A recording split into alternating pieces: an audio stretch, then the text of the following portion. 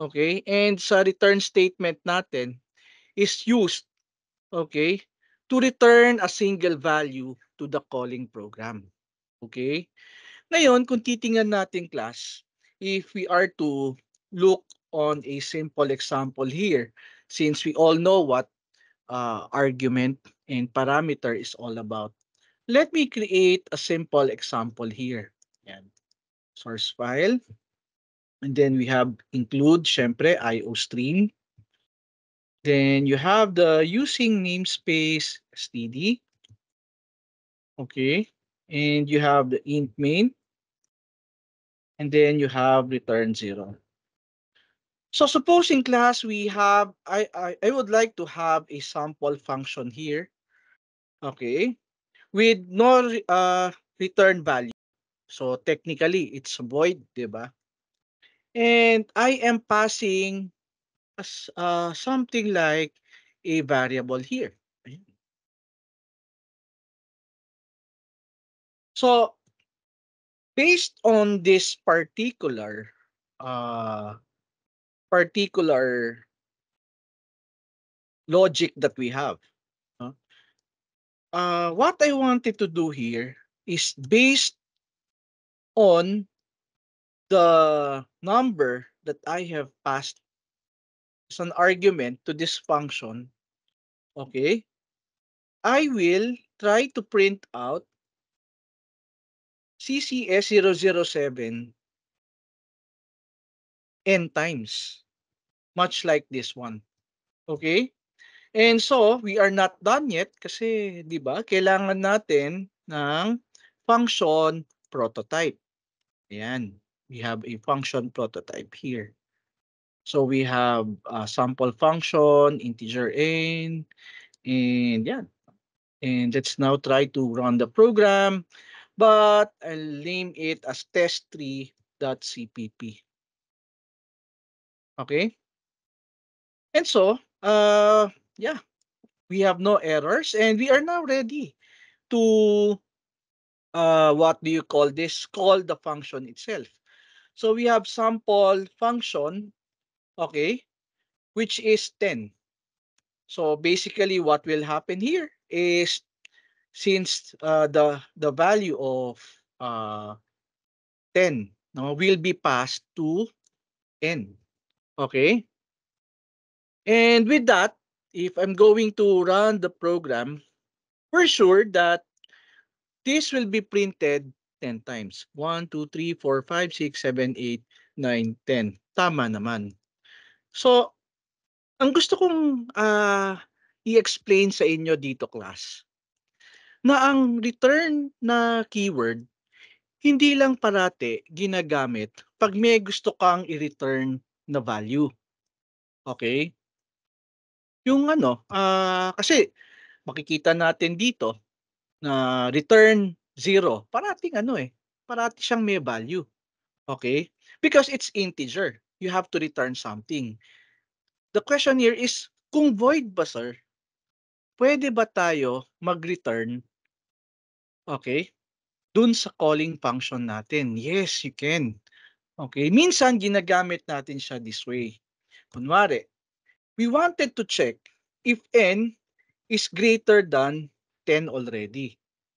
If n is greater than 10, sabihin lang natin, the number is too much. Kasi gusto ko, ang maximum na pwede mo lang i-print out is 10. Okay? And with that, what I'll do here, since I will not let you proceed already, I'll just issue return without any values. Okay? So isa yan sa mga gamit ng return. Notice, pag void, okay, you don't return any value at all. You just issue return so that you can abruptly terminate, no, from the tawag dito, from the function that you have called. So dito, class, makikita nyo na if I'll be placing this one, program ends. Okay? Para malaman natin. Okay, and we have NL here. Tapos, siguro mas maganda lagay na lang natin maximum number reach. Wag na lang too much, no? Maximum number reach. Okay, and then X, yeah, then we have program ends. Let's see if I'll enter 10. Okay, so yes, no? 10 times and the program ends. Okay, and then susunod. Okay, if I'm going to have this as 11, and then pinatakbo ko yung program, notice maximum number reach, and then program ends. Hindi na niya itinuloy class dito sa for loop natin. So doon yung ginagamit din ang return. Okay? Hindi parate na iniisip natin na ang return may value parate. Okay? So naintindihan ba yung yung gamit ng return natin, class? Yes po, sir. Okay, good. No? And yes, those are some little things that I wanted to discuss with you before ending this functions na topic natin. Okay? Those are some additional things. Kasi makikita nyo dito, lahat parate may return, add. Parati kayong may nire-return. Totoo naman because it's an integer. Okay? So you have to you have to return, no, an integer. So hold on, I'm just closing the entrance already to our uh, online session. Okay. And so meron din tayong tinatawag na default arguments in function. Okay? So saan ginagamit yan? What if, for example, na we were not able to place a parameter pero ang minimum talaga na kailangan natin i-display is 5. So we would be using the function prototype to have a default argument on this one, which is integer equal to 5. Or siguro ako, I would rather put the variable name rather than I don't have any variable name at all. Kasi mas nakakalito pag walang variable name. Okay? So at least alam natin that n here, okay, we are particular that n is uh, the variable that we are referring to on the sample function. So I'll be running on this one and makikita natin na 5 talaga ang default value niya. Pero just in case na let's say for example you wanted to override what is a default argument, then like for example 7, okay? And then you could have also an output of 7 items. Okay? Now, looking at this particular example of default argument, let's now try to look into naman yung class, no? What if we have another argument here, no? That's what we wanted to explore. Okay? Kasi nalito tayo kanina. Kunwari, I have a variable x. Okay? So if I have a variable x and just for the sake of using variable x, maglalagay ako dito. Okay? Ng end L. Okay? And ang nilagay lang natin dito sa sample function natin is integer n is equal to 5 and meron tayong integer x. Does this mean that yung call natin na sample function dito, okay, na tawag dito, we don't have any arguments at all. If we are going to compile this, sasabihin sa atin, it's quite incorrect, which is true naman. Because in our header or function prototype here, we are expecting 2 arguments. Okay? However, kasi, what we wanted to look into is that if I will be passing 100 only, Okay? What does this mean? Okay? Ang ibig ba sabihin nito is yung 100 ang magiging value ni n? Okay? Or since default si n is equal to 5, are we referring here that 100 here will default to x? Okay? Or isa pa, gagana ba? No? If we have this kind of notation. Okay? And so let's now try to compile this program. Okay, so it seems like we cannot, if we have multiple arguments, okay, if we have multiple arguments and we wanted to use a default argument for a parameter here, no? Mukhang hindi uubra if we have here a single argument na ipapasa lang natin. Kasi dalawa ang ine-expect dito. However, class, no?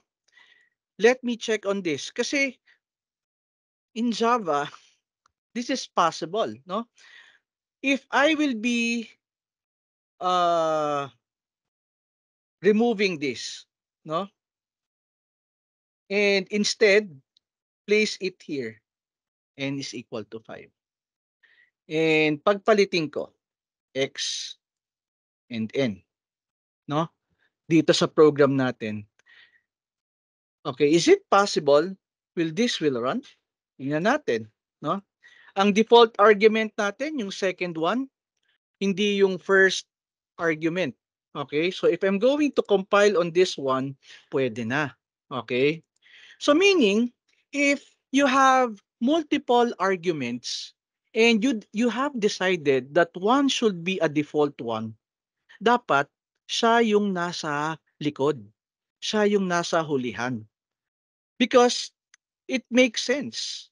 Dahil sa tawag dito, ah, hindi niya ma-determine kung kanino niya ba ilalagay yung 100.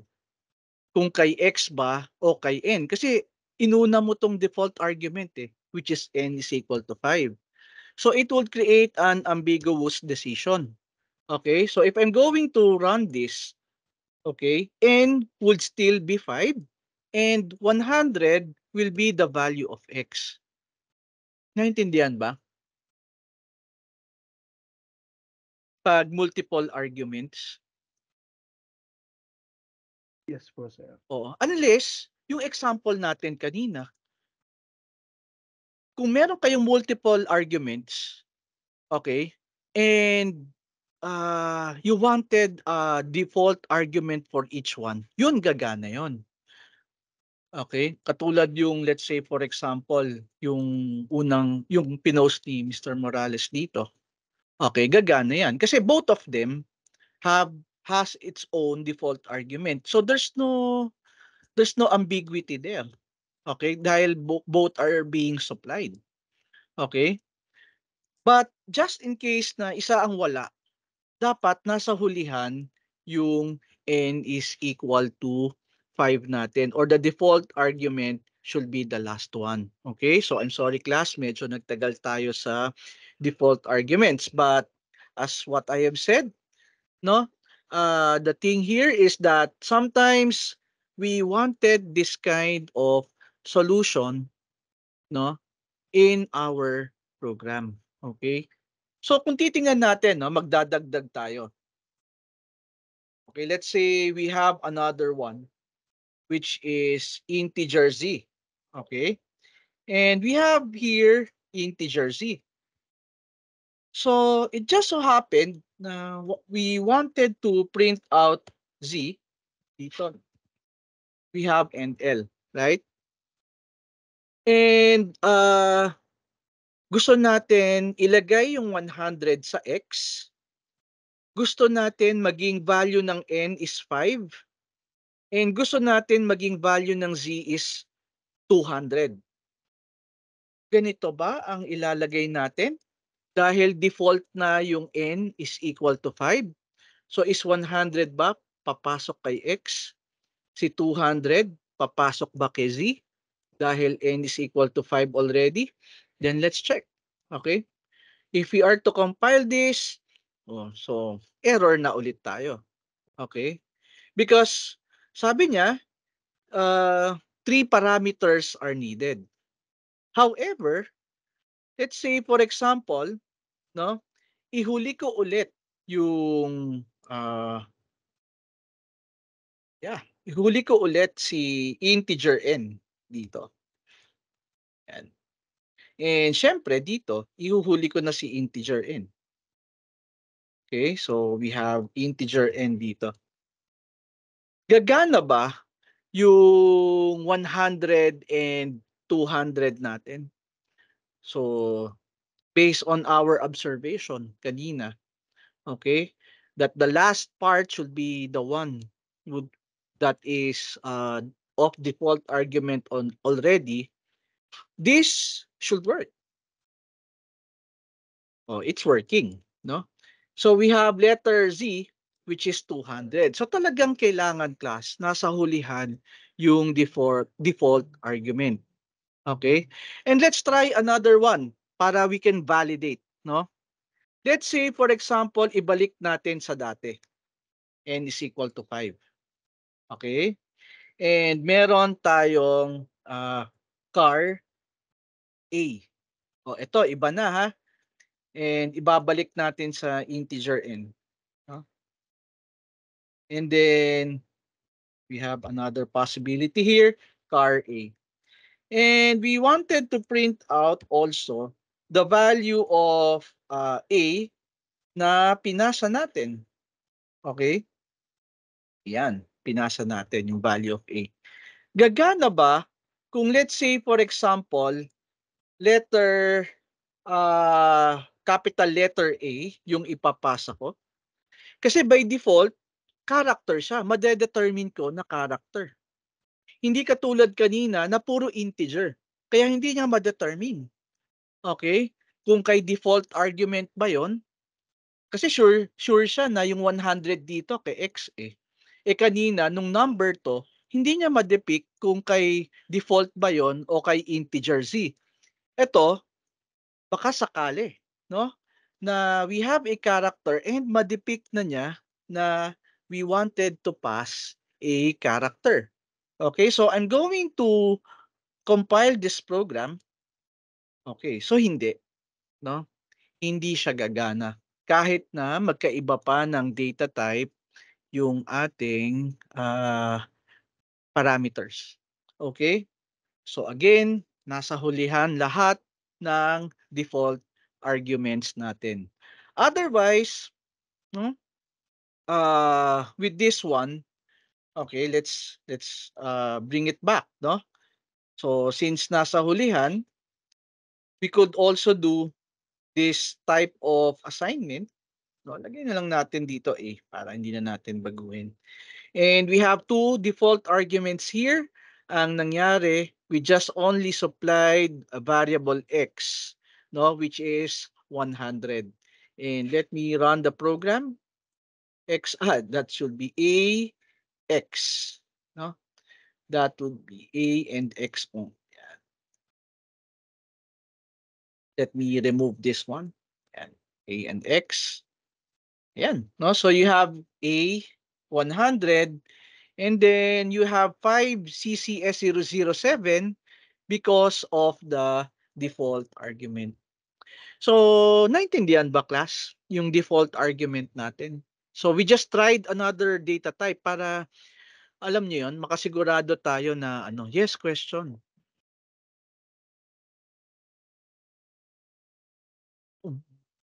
Ay, sir, napindot lang po. Napindot. Okay, okay, sige. Okay lang. So, yun, no? That's basically what overloading of overloading default argument for our function. Okay?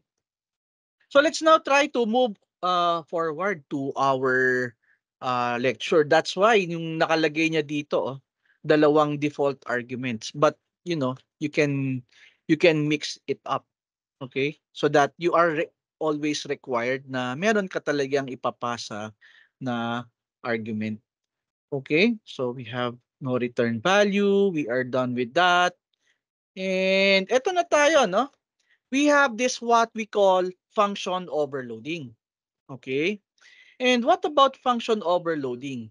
So function overloading are functions, no? Having the same name, but of course, different arguments, which are known as overloaded functions. And you can do that, no, in C++ as well. As an example, we have here a test, no? Then we have test integer A, test double A, test integer A double B, and they are all valid. Okay? Kahit magkakapareho pa sila ng pangalan. Now, take a closer look on how we will be doing this about function overloading. Puntahan natin tong program na ginawa natin. Okay? And with this, let's say for example, we wanted to print, no? Ayan, print and see out, nothing to print. Okay, as an example. Okay? Let me do it the correct way. So it should be under this one. Ayan. Okay, so meron tayong function prototype dito. And let's have another one, no? Which is print. Let's say, for example, print integer n. Okay? So if we have print integer n, so we have print, okay, and then we have n. Ganyan. Okay? So we have print integer n. And kailangan natin ng function prototype. This one. Yan. Okay? And so if we are to run this program, okay, and let's try to comment out sample function para hindi siya lumabas. And we can concentrate on function overloading. If I will execute print with no parameters at all, the compiler will automatically look for a function prototype which has no parameter. And nagkataon, yes, we do have a function with no parameter. Okay?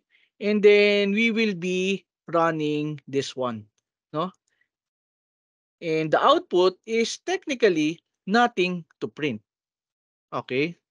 And that's how overloading works. However, pag nilagyan natin ng tawag dito, value yan, which is parameter 5, hahanapin ng compiler natin yung exact function prototype which is print and has an integer data type. Okay? And so, if I'm going to run this, notice that we have print 5. Okay? So, ibig sabihin, sir, is it possible ba? So, ang pinili niya, di ba, ito? Sir, is it possible ba na I have another print here? Ayan. And it's just that, ito, print n. Okay? And then ito, print x. Magkaiba ng variable name, pero same naman, no? Same naman ng ano, ng integer parameter. Okay? So something like we have this kind of declaration here, and both of them are integers, yung isa nga lang n, yung isa yung x. So pag tinawag ko yung print 5, sinong tatawagin sa kanila? Si print n ba o si print x? Let's now try to compile it. Okay? O ayan, error na. Okay? Kasi the compiler cannot distinguish between the two because both of them has the same data type and the number of parameters. Dapat kahit paano magkaiba in terms of number of parameters or data type. Otherwise, there is ambiguity. Okay? Hindi na uubra ang function overloading for that. Okay? So, naintindihan ba? So, anong ibig sabihin nun? It's either you try to add one, something like integer y. Okay, para dalawang integer ang hinahanap. Okay, so you have void print y tsaka x. And let me replace this one with print y tsaka x. And I'll be running the program. Okay, and as what you can see, ang pinili niya is print n5. Automatic yon, no? And bakit tayo merong ganito? Because you will be needing this in object-oriented programming. Okay, and sometimes there's a need to have this also to avoid having multiple commands just to print something. Okay, yun yung advantage niya. Kasi otherwise, magkakaroon ka ng command if let's say for example, tingnan nyo, no? You wanted to print just an ordinary character. Ayan, character X. Okay, gusto mo lang mag-print ng character. Okay, and let's now try to run the program which is print character X. Ayan. And let me print out, C out, which is palitan naman natin, no? Let's say CH, character CH, and character CH. Yan. Okay. CH, ayan, and L. And so, if we wanted to print a character, we would simply issue letter Z, something like that. No?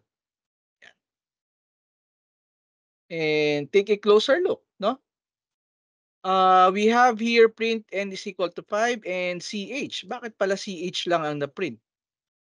Okay, kasi nga, hindi ko nalagay ito. Ayan. Let me check that again. So, let me run the program. And ayan. Now, we have CH and letter Z. So, dapat magkaiba ng data type. Kasi, tingnan nyo class.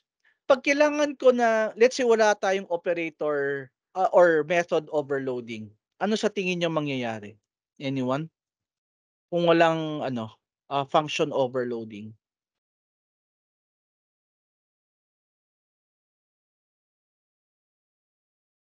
Anyone class? Any wild guess kung wala tayong function overloading?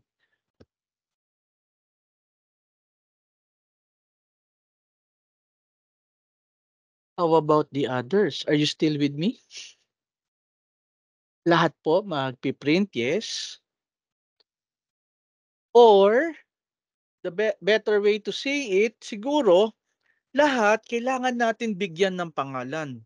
Like print a number, print a character, 'di ba? So, yes, no, medyo hahaba yung code natin. Okay? And the number of commands that we have to memorize. Okay? Or we will be lahat ng ano natin na lahat ng function na we have to use dadami. Okay? Pero ang gusto lang naman natin, we wanted to print a certain data type. Kaya that's why we just wanted na lang, no, to basically have, okay, single name for them all. Okay? So ulitin natin, no, based on overloading, that it should differ in terms of the number of parameters or the data type. Otherwise, alam niyo yun, magkakaroon tayo ng problema. Okay? That's the first stage of uh, function overloading resolution. Okay? And so, bakit sir may nasabi kayong first stage? Okay, ito hindi na kasi kasama sa ano 'to, sa PowerPoint presentation natin. Okay? 'Pag wala siyang nakita, ang second stage niyan, may gano'n pa, 'no, second stage, is titingnan niya yung data type promotion, kung possible. Kunwari, 'no, wala naman talaga tayong, ah, character CH na function, okay. Wala tayo niyan, tatanggalin natin. And ang ginamit natin dito sa function call natin, print Z. Ang alam natin na ang character can be represented by an integer, 'di ba? And so, since wala siyang nakitang print na may character, okay, kasi tinanggal na natin, Ang second stage niya, hahanapan niya yung, tawag dito, yung argument natin, okay, kung uubra ba ang promotion sa mga parameters na in-specify natin sa function prototype, okay. And it turns out that there is one that match, which is integer n, because z here can be promoted, okay, and be represented as an integer. And that's why when we run this, dapat ang output niya is print n. And then the equivalent number of uh, z in decimal. So if I'm going to run this, okay, the output is 90. Okay, that's the second stage. Okay, so naintindihan class, bakit umubra yung ano natin? Kaya titingnan nyo, okay. I have, for example, another one, void print. Okay, and I have here float x. Okay, so in my dito, no, void print. Okay, I have float x. I'll be printing out C out. Okay, float value.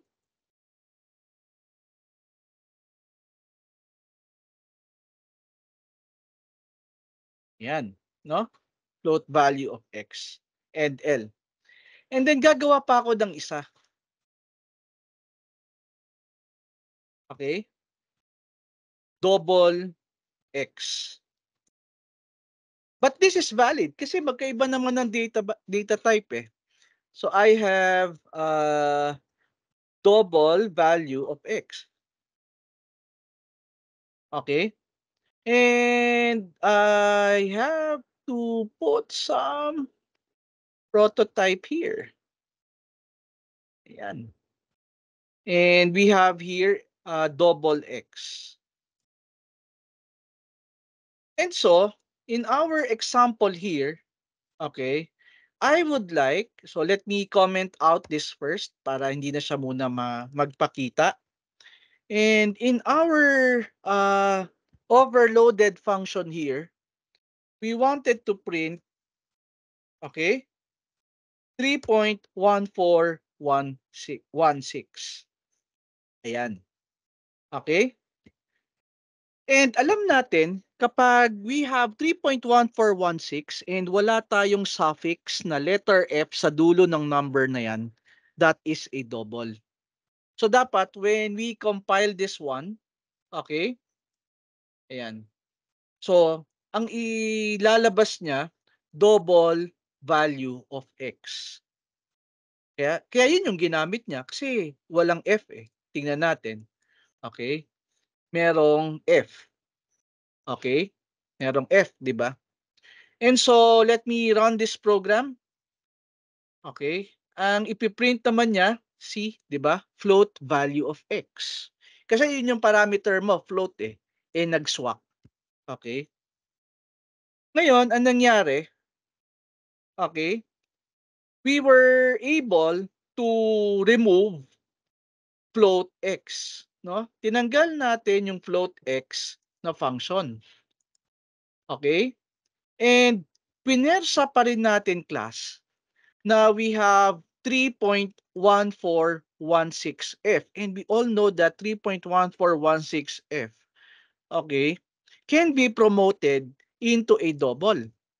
Kaya tingnan nyo mangyayari if we will be running it. Okay? Ang umubra pa rin, the double value of x. Di ba? We all know, class, na pag wala tayong print-n, okay, tanggalin natin yung print-n natin, which is print an integer. Yan. Okay. That, uh, that print 5, since wala na tayong print integer, this integer can be promoted into a double. Di ba? And if I'm going to run this program, see, na-promote yung integer natin into a double and ang print niya, the double value of x. Okay? So, naintindihan nyo ba, class? So, hindi lang in terms of having the same data type, pero the second stage, pag wala siyang nakita, it will now try to look kung pwede niyang i-promote yung parameter natin into another data type. Kung kaya naman, why not, no? So, yun na lang ang ginamit niya. Okay? So, naintindihan ba?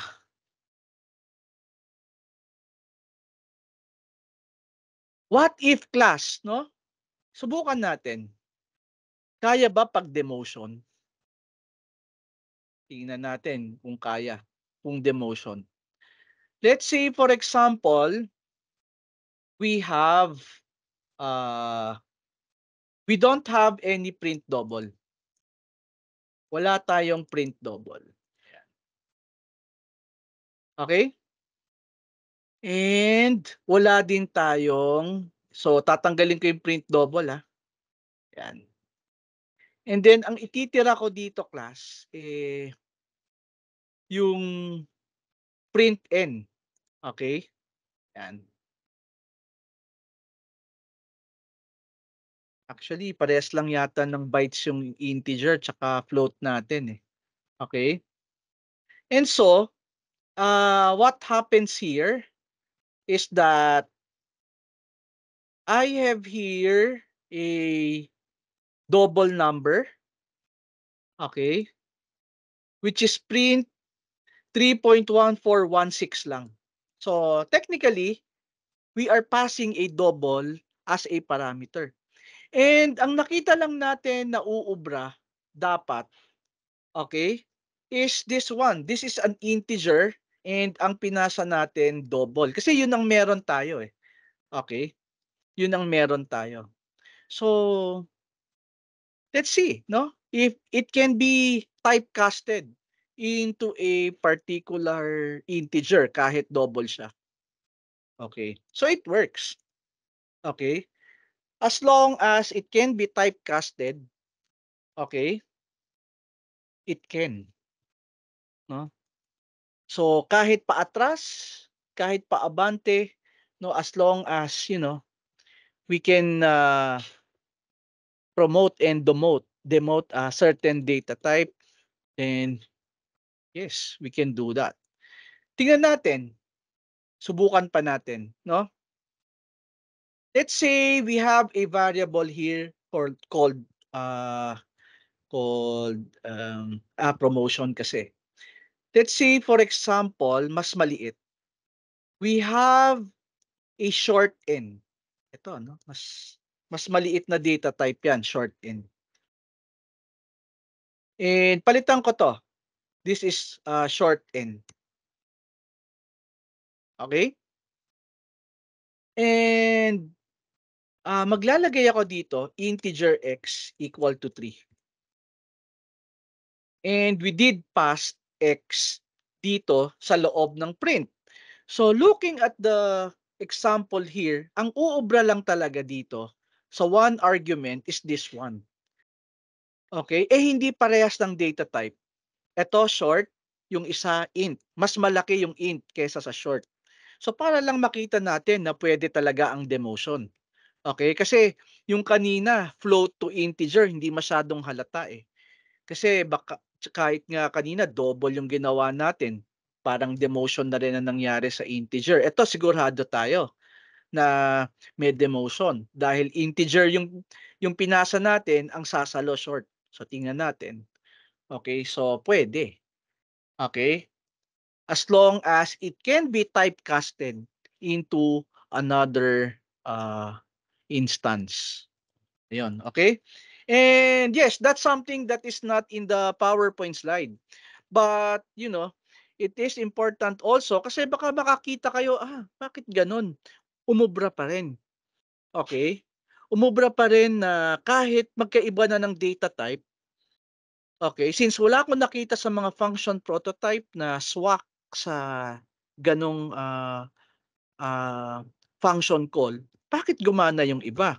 Simply because nagkaroon tayo ng data type, promotion, or demotion. And it's possible. Okay? So, naintindihan ba yung part na yon? Yan yung mga intricacies, no? When we are working on some features of the programming language itself. And you have to check also the rules governing function overloading for each platform. O katulad kanina, medyo alam niyo yon, nalilito ako kasi napaghahalo ko yung Java and C++, no? So, yes, no? Do you have any questions, class, with overloading that we have, function overloading? And you will be able to understand, no, further with some of the examples here that has been provided by in our PowerPoint slide. So what are arrays, no? Uh, Upon the completion of this subtopic, you will be able to create a single dimensional array and understand how single array holds a value. Okay? So, let's now try to understand what is an array. An array is a simple data structure, okay, which is a series of elements of the same type placed in contiguous memory locations that can be individually referenced by adding an index to a unique identifier. And we are using arrays to store a collection of data having of homogeneous data type. So you wanted to refer to several variables that you have in your program under a single name. And yun yung purpose ng array natin. Okay? Kasi nga naman, let's see, no? And how do we declare an array? So to declare an array in C++, all you have to do is to specify the type, the array name, and of course, the array size. And so, there's what we call a single dimensional array. And the array size must be an integer constant greater than 0. And type can be any valid C++ data type. So, ibig sabihin, if I have here double balance, no, 10, edi we have an array, okay, which contains, you know, 10 elements. Okay, and how do we initialize an array? Using braces. Okay, and so like for example, this one, you have double balance. Okay, so you have 1000 would be the value of the first element, 2.0 would be the value of the second element, 3.4, 17.0, and 50.0. Okay? Tingnan ko nga paano tinuro to. Hmm. Okay. So, yeah, let me discuss with you about arrays class. No, para mas maintindihan nyo ha. So, let me again create a simple program here. Yan. So in my program, I have here include IO stream, and then you have using namespace std. Then I have the main function. Then I have return 0. Oh, kunwari class, no? Yung last requirement natin. Let's say for example, I want you to get the average of 5 quizzes. Normally, ang gagawin natin, sir, we have 5 quizzes. O di, that's simple. All I have to do is declare 5 variables, G1, no? Which is equal to 85. Kunwari, integer G2, grade number 2 is equal to something like 90. Okay?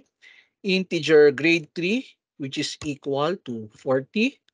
Okay? Integer G4, somewhat equal to 100. And integer G5 is equal to, let's say, 95. O yan, sir, ang mga grades po natin. Okay? And since I'll be getting the average class, no? What I'll be doing is I have here, of course, a sum, which is equal to, I wanted to add all of the grades, no? Isa-isa, G1 plus G3 plus G4, and then plus G5, di ba?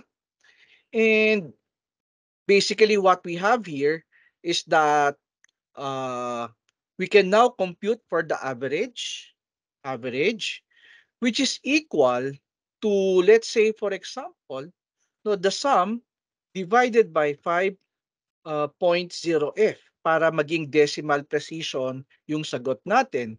And now, the average of our program, of course, no, is basically we would be printing out the average of the grades, di ba? So, yan ang gusto natin mangyari sa loob ng program natin. Okay, and now I'll be running the program and name it as test4.cpp. So, it turns out that the average of this, no, yung 85, 90, 40, 100, and 95 divided by 5, the average is 82. Wala naman tayong problema doon. We were able to convert it. The thing here is that, sir, you have 10 quizzes already. Can you please compute the average? So anong gagawin mo? E di syempre si ikaw, magde-declare ka ng G1 to G10. Oh wait, after a few weeks, I want you to compute for your 15 seat works or 15 laboratories. So you have to modify your program again, 'di ba? And add them all together and get the average, and that's it, no?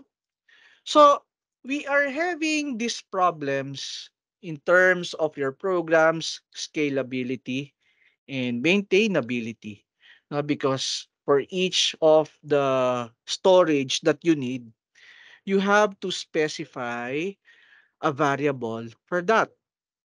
And so, no, we have a better way of doing it. Napansin natin na when we are working with an array, no, napansin natin na all of these are integers. And so this is a good candidate for having them collected, and we'll just try to call them as grade. That's what we wanted to do. Okay? And that's what we will do right now. So since we would be needing 5 grades na kailangan natin, ang gagawin ko lang would be integer. I'll name it as grade. And I would say na I would be needing 5 boxes of it or 5 elements of it. So para kang merong apartment.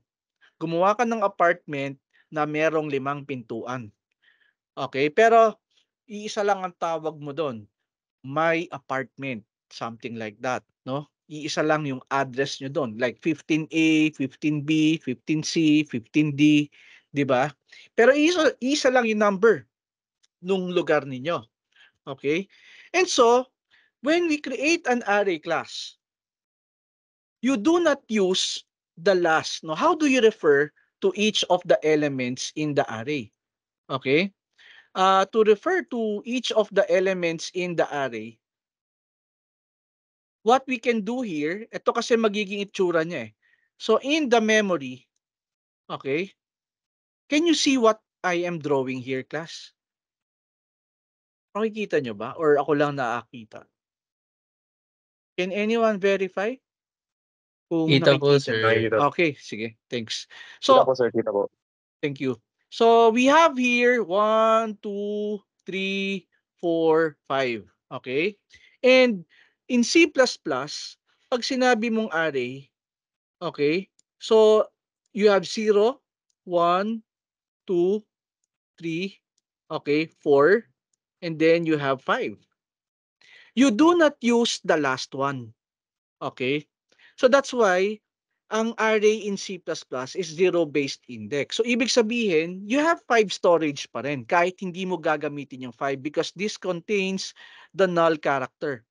It signifies the end of the array because they are contiguously allocated on the memory. Sunod-sunod kasi yan sa loob ng memory natin. And para malaman ng execution ng program natin na hanggang dun lang yung array, null na yung number 5.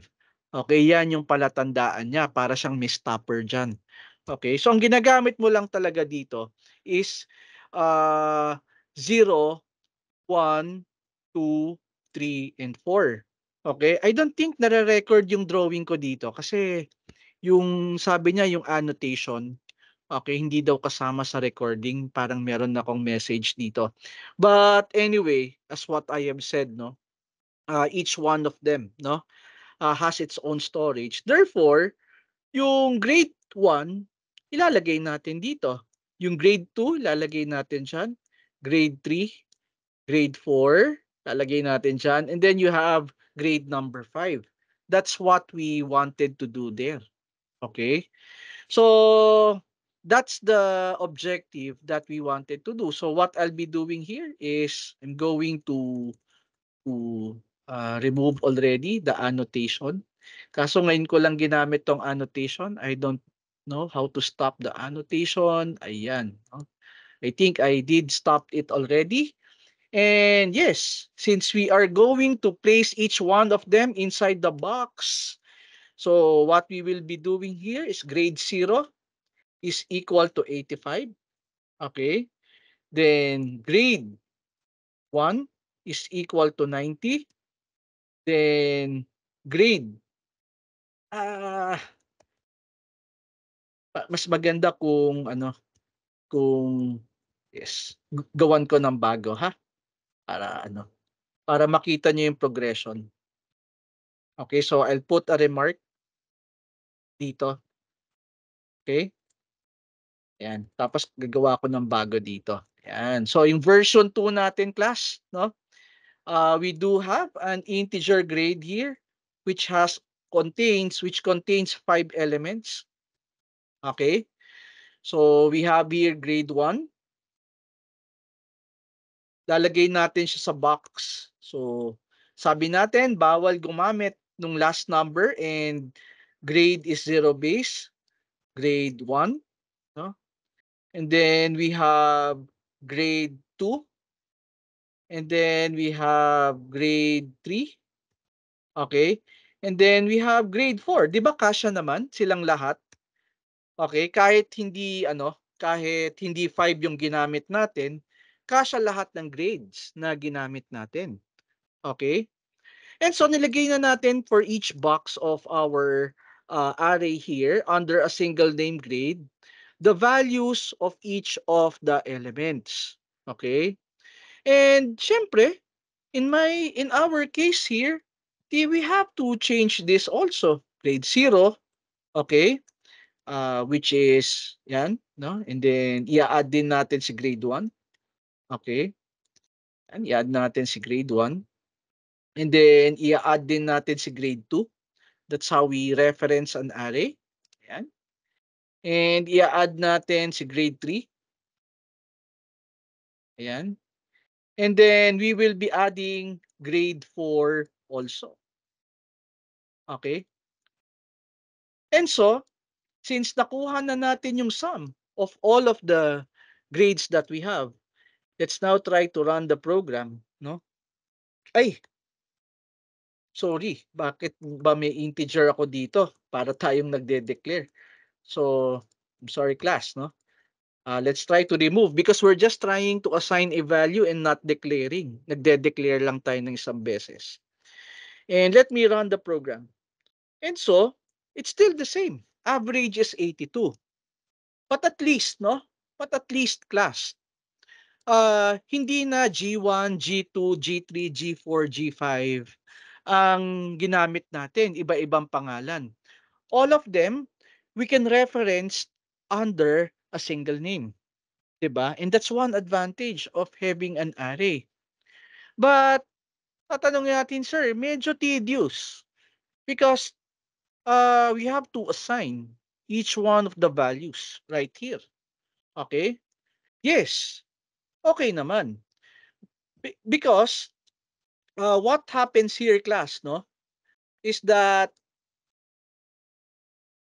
nakikita natin dito na you could perform, okay, a specific loop.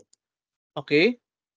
You could perform a loop dahil nakikita natin yung progression ng 0, 1, 2, 3, and 4. Okay? Pero mamaya na yon. Okay? And what we wanted to do here, class, is we wanted to initialize na lang yung array natin having these values right away. That's what we wanted to do. And yun yung topic dito sa PowerPoint presentation natin. Bakit natin gustong initialize yung array natin? So the first element is 85. The second element is 90. Okay, the third element is 40. The fourth element is 100. And the fifth element is 95. Ayan. Pero, let me edit, redo. Let me comment out this first. Okay? Para makita nyo yung progression, step by step, kung paano natin siya ginawa. Okay? So, ayan. So, in-initialize ko na siya. And that's how we initialize a particular array class. So, tatanggalin ko na to. Okay? And since it has been initialized already. Did you get the idea of array initialization? Kesa pag isa-isahin natin yung bawat element ng grade, at least pag declare mo, nandiyan dyan na yung mga values ng array natin. Okay? And that's how we actually initialize an array. And so, with that, if I'll be running the program here, no, we would arrive still on the same answer, which is 82.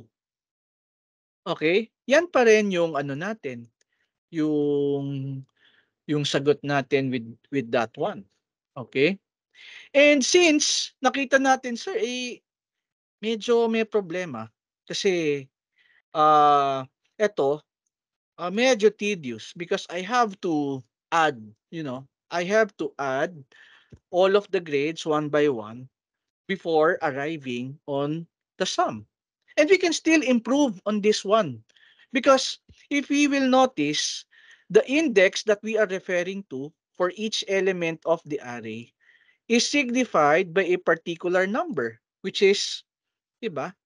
We can use a loop for its progression. And that is what you call an array traversal or array walkthrough na gagawin natin. And to do that, we can have another version, a better version of this program. Okay? So let me put a remark para I will not be deleting anything para makita nyo yung progression ng program natin. And so I'll copy this one. And we discovered that we can iterate using an index. So that's why we wanted for I is equal to 0, I is less than 5, no? Because we have 5 elements and iikot siya hanggang 0, 1, 2, 3, 4. Iikot siya doon. Then you have I++. Well, we could have a sum here which is equal to 0. So nag-define tayo dyan. So inside our loop, okay, we do have sum is equal to sum plus grade I. So anong ibig sabihin yan? Wow, wala na to. O, mas iiksi na ngayon. Hindi nyo na itatype isa-isa. So anong ibig sabihin nito? Sa unang loop niya, sum plus grade 0. After ng loop niya, sum plus grade 1, sum plus grade 2, sum plus grade 3, and then sum plus grade 4. Did you get the idea here, class, nung ginamitan natin ng loop? Dahil nakita natin linear yung progression niya, no? So, ganyan na yung ginawa natin. Okay, and you would notice here that the output would still be the same, which is 82. Pero mas napadali na yung buhay natin. Okay? Sige, sabihin na nating nagawa na natin na ganito. Okay? Sir, paano yun? Parati bang ganito yung grade? Okay, what if manggagaling sa user? Okay? Ito kasi naka-hard code, sir eh. O, di ba? And so, we can have another version nung program natin. Okay, so I'll put a remark para makita niyo yung progression. And I will copy this one again. Yan. Yan, no? And this time, we would like to initialize grade, no? Wala nang, yan, wala nang number dito. But instead, sabihin natin, cout, okay, please enter 5 grades. Okay? So we have end L here. So meron tayong loop ulit. Okay? I is less than 5. I plus plus. Okay? So what we have here. Ayan. No? And cout. Enter grade I. Enter grade I. Okay? And then enter grade I. Tapos we have colon here. Yan. So tingnan muna natin to. Ay, sorry. Yan. Enter grade I. Yan. And then, pag-press ko ng enter, okay, lagay tayo dito ng NL. So, tingnan natin, no? I here is 0, right? So, let me run the program. Please enter 5 grades. Oh, ayan, nag-loop na. Oh. Enter grade 0, enter grade 1 para sa 1, enter grade 2 para sa 2, 3, and 4. Wala tayong ini-enter pa, kaya mali yung average natin. Pero gusto ko lang pakita sa inyo yung yung progression ng number ng I dito. 'Di ba? 0, 1, 2, 3, 4. So ibig sabihin if that is the case, all you have to do is to see in grade I kasi yun yung value ng I eh. Okay? So yan yung gagawin natin. Ilalagay natin sa loob ng I. Kaya syempre, if I'll be running this, enter 5 grades. Ano yung grade for 0? 100. Enter. For grade 1, 95. Okay, for grade 2, 98. For grade 3, 72.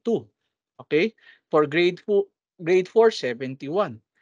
Okay? And the average is 87.2 based on these 5 grades. Okay? Di ba? Mas flexible na yung program natin, no? Nagamitan natin na ng loop. And so, when you have an array class and you have to traverse each one of the array, okay, parating ginagamitan natin ng loop yan. Okay? When we wanted to traverse each of the elements of the array. Ngayon, huwag kayong mag-alala, no? Kasi simple lang yung pinapakita ko sa inyo ditong example. Kasi ang mahalaga dito, class, maintindihan nyo kung paano gumagana yung array. Okay? Later na yung mas advanced. Pero mahalaga kung paano nyo siya tinatago, paano nyo siya ini-index. Ngayon, i-fake natin ng konti. Kasi makikita mo dito, ang pangit naman tingnan na enter grade 0. Ano yun? Enter grade 0, di ba? So mas maganda sana pakinggan kung enter grade 1, enter grade 2, enter grade 3, grade 4, and grade 5. So dadayain mo lang ng konti, magpa-plus 1 ka lang. Pero sa loob nito, 0 pa rin siya. Dito ka lang nag-plus 1 sa ano, sa screen lang. Pero internally sa status ng variable mo, it's still 0. Okay? Kaya makita nyo anong mangyayari. Enter grade 1 na. Hindi na 0. Okay? Ayan. And that's basically, no, what we wanted to look at. Okay, when we are working with this tawag dito, variables here. Ayan. Okay? So may questions ba, class? Naintindihan ba yung version natin? Hello? Hmm, yan. Okay. Sige, no? Paano kung lumaki? 10, 20, 30. Di babaguhin natin ng babaguhin yung program natin, di ba? And that's the problem. No? Yeah, that's why makikita natin this is a number. Okay? And so, before instantiating or declaring the array, pwede muna tayong magtanong. How many quizzes you wanted, no, for me to get the average, 'di ba? And with that, you can ask. Let's try to copy and paste muna para we have another version of our program. Parami ng parami yung version ng program natin. Okay? Yan. Yan. Yan. Okay? And we have our version here. So technically, we could ask, see out, how many quizzes are there? Okay? And then you have and L. Okay? Uh, so, pwede nating sabihin, no? You have int number of quizzes. Okay?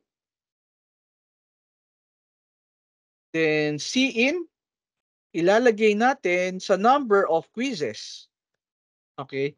And we will be using the number of quizzes to declare yung ano natin, yung program natin. Okay? Kung gaano kalaki yung array. So, kunwari, in-enter mo 10, edi 10 yan. Kung in-enter mo 20, edi 20 yung size ng array mo.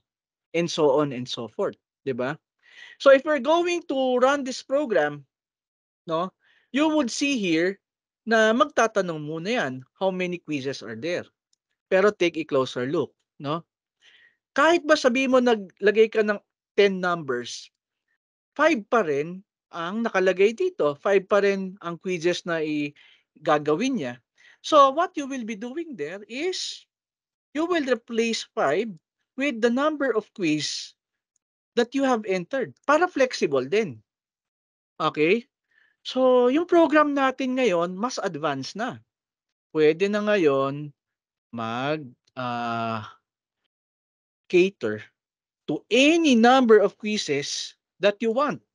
So kung gusto natin ng 7 quizzes, o di 1, 2, 3, 4, 5, 6, 7. We could enter 7 quizzes. And ang average is 5.6. 'Di ba? And let's say for example, we have 10 quizzes. O 1, 2, 3, 4, 5, 6, 7, 8, 9. And last one, naka 10 points ka, 10 over 10. And the average is 11, no? So, yes, no?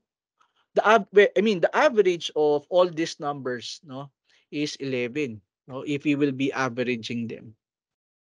Okay? So, yun class, no? That's basically what we wanted to do there. Okay? We wanted, ay, sorry. Ano ba yan? Kaya pala 11, tapos 10. Wala naman salita sa inyo. So, we have the number of quiz here. Yan. And you have to translate this into a float. So, ulitin natin. Kaya pala sabi ko, paano naging average ang 11? No? We have, so 1, 2, 3, 4, 5, 6, 7, 8, 9, 10. O, the average is 5.5. Okay? O, pwede rin naman, we could run this, okay? And when we could have 1,000 quizzes. Oh, di ba? Malakas pa rin yung program natin. So, 1, 2, 3, 4, 5, 6, 7, 7, 8, 9, 10, 11, 12. Hindi ko tatapusin. Pero pinapakita ko lang sa inyo na pwede nating paabutin to 1,000 quizzes and take a closer look on how flexible it is. 'Di ba? And that's the advantage, class, no?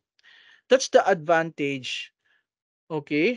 When you do have an array implementation in your program, you can now process more data than before. Than before when you were in CCS 003. Than before, no? When you are working only with single variables. You could work already on a specific data set. Okay? So yan, no? We were able to convert already. Do you have any questions, class?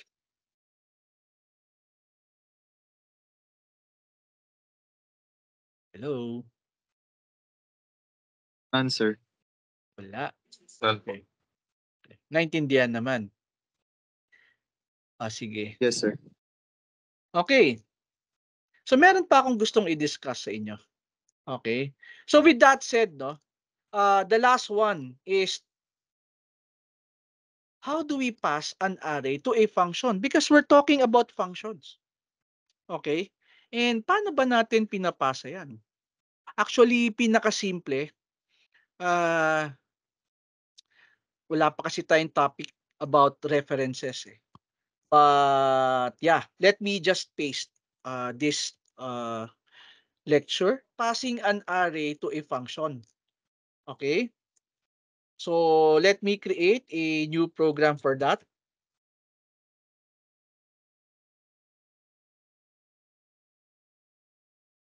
Yan. And then I have a main function here. Tapos I have return 0. So, what I wanted to emphasize here, let's just say meron tayong an array of float, which is z. Okay, which contains 3 elements only. Okay? Yung value ng float natin is 1.25, 2.24, 3.26 respectively. Okay? So ang nagagamit lang natin sa array na yan is 0, 1, and 2. Okay? Of course, since it's a float, so we'll just have to put some f on each of the numbers that we have. Paano ba natin siya pinapasa in a function? Okay? So we have here void function, void array display. Okay? You'll just have to copy the exact declaration that you have, no, on your array. Kahit ba ibang pangalan nito, no? Kahit ba sabihin nating X yan. And what you did use here is Z. The important thing here is, of course, the size that you have specified, they should match. Pero variable names can be different And the data type should be the same. And take a closer look, no? If I am going to print that array, okay, so ilulup ko lang siya, I is less than 3, I plus plus. And I'm going to print out, okay, yung array natin, which is X, di ba? X ang pangalan ng array natin dito. And I. Tingnan nyo yung output natin, ha? Okay. So, we have here array display. And then, ipapasa mo yung array which is letter Z. Ayan. Ganyan lang. How do you pass an array to another function? Okay? So, if I'm going to run on this program, ang lalabas dapat is 1.25, 2.24, and 3.26 na ipasa na natin siya papunta kay array display. So, let me run this program. Uy, sorry. I don't have any function prototype. So, let me revise on that. Yan. Okay. And let me run the program. So, tama naman. You have 1.25, 2.24, and 3.26, di ba? The thing that I wanted to emphasize here, at medyo delikado, kasi when you pass an array, you are passing the memory address kasi class, no? Doon sa function. And tsaka nyo naintindihin yung memory address. Kasi tingnan nyo pag ang xi, kunyari, na-display ko na lahat at pinalitan ko yung first element ng 1.11 f. Diba yan yung first element? O, tingnan yung mangyayari, class. Let's say, for example, i-display ko yung float ko ulit dito and this time yung original, 'di ba? Which is letter Z. Okay? Z and i-display ko ulit lahat. Notice what will happen. Okay. At nakita nyo, 1.11 na siya napalitan. So, you have to be very careful. Lagyan natin ng cout dito para mas makita nyo. Yan. Yan, no? You have to be careful when you pass an array as an argument. Kasi, pag nagalaw niyo yung array kung saan nyo pinasa, yung original niya nagagalaw din. Okay? Hindi kayo nagkakaroon ng copy sa loob ng array display. Okay? Kung ano yung ginalaw nyo dito, kahit magkaiba pa ng variable name yan, mapapalitan din yung variable nyo na nandito na letter Z. Notice kanina, 1.25 yung value ng first element ng array mo, which is letter Z. Magulat ka na lang na nakita mo 1.11 na. Okay? So, you have to look into that, ha? Baka kasi magkamali kayo and modify niyo yung array dito sa function ninyo. Eh, ang minomodify nyo pala yung original. Okay? So, naintindihan ba?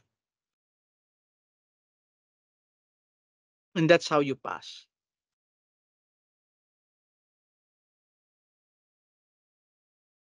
Hello, class. Kaya pa ba? Nakikinig pa ba kayo? Who are still with me? Yes, sir. Yes po, sir. Kasi kung hindi, magkakaroon tayo ng laboratory para malaman ko kung ano. Sige, another pitfalls here, no? Let me paste this in your notes here. Paste ko yung notes nyo dito. Edit natin. Medyo pagod na rin ako. Let me just view the HTML. Ayan. And let me paste the example on array initialization. Ayan.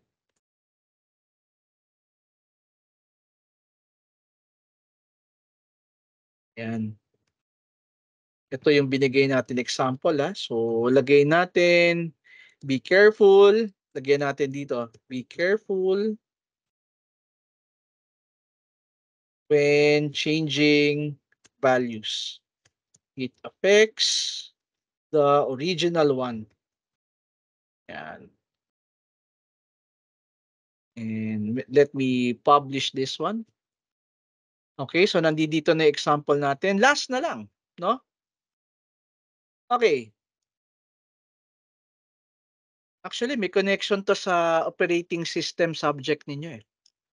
About the stack and the heap. Na-discuss na ba 'yon sa sa operating system ninyo? Class, may naalala ba kayo tungkol doon? Or na-encounter nyo na ba 'yon sa operating system na subject ninyo right now? 'Di ba meron kayo? Ay Wala pa wala? po, sir. Wala ba?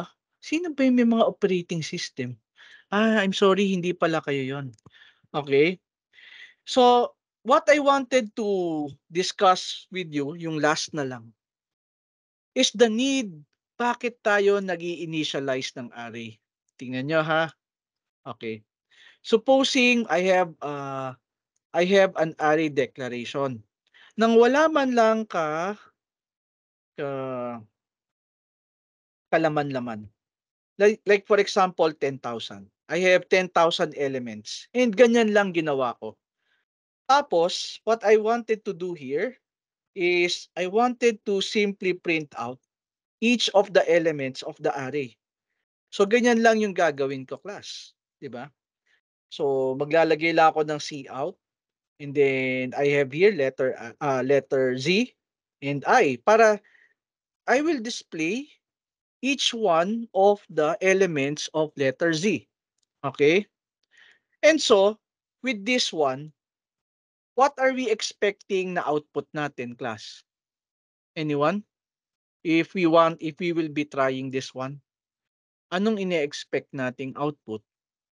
Kahit common sense lang, no? Ano bang tingin nyo lalabas dyan? Anyone? Okay. 10,000, sir. Actually, yeah, meron namang output na lalabas. Pero pag sinabi mong wala, ibig sabihin technically it's zero dapat, 'di ba? Kasi wala naman tayong nilagay eh. So, pag ni-run natin 'yan, mapapansin nyo, yan 0, 0, 0, 0, 0. Ayan no, may mga basura. Okay?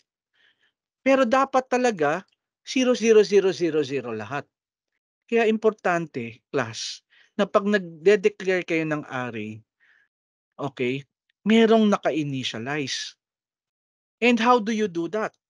Okay? Kahit isa lang ang initialize ninyo. Kahit isa lang, no? Isang element lang ng kahit 1,000,000 yan o 10,000 o 100,000.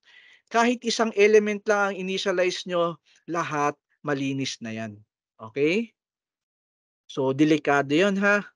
Pag hindi kayo nag-i-initialize ng array. So, dapat at least isa lang.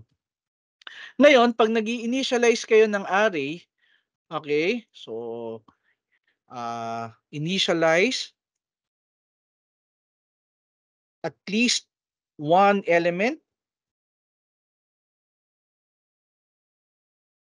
Meron naman class na may makikita kayong ah, declaration na walang laman. Ganyan, okay? Pag walang laman, required kayo na mag-initialize ng value sa loob ng array. Bakit? Kasi dito niya dinedetect kung ilan ang bounds ng array mo. So dito niya dinedetect na ang array mo is x5. Siya na mismo ang naglalagay niyan. Pero hindi niyo nakikita. Yung internally, when you compile this, the compiler detects the initialization and it automatically detects elements and automatically sets the size of your array. Okay? So, yan lang yung mga small points that I want you to remember now when you are working with arrays. Okay?